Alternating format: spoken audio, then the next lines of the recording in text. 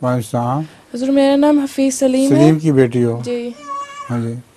हुजूर मेरा सवाल है कि वक्फ़े नौ के निसाब में सफ़र के आदाब में है कि कोशिश की जाए सफ़र दिन के पहले पहर में किया जाए और आगाज़ सफ़र जुमेरात को हो। तो हुजूर इसमें जुमेरात के दिन सफ़र करने में क्या हिकमत है? किसमें?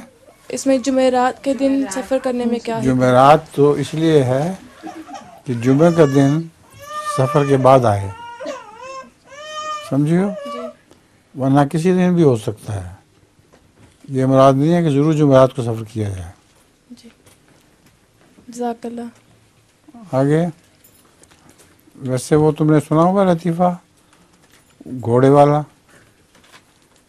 किसी बादशाह ने या अमीर आदमी ने किसी को बहुत ही मरियल टट्टू दिया कि ये तुम्हारा इनाम है, इसको ले जाओ। तो चढ़ के बेचारा जा रहा था, जाने लगा। उसने पूछा कहाँ जाओगे? उसने कहा मैं मस्जिद जुमा पढ़ने जा रहा हूँ। उसने कहा जुमा पढ़ने? आज तो वो है, हफ्ते का दिन है।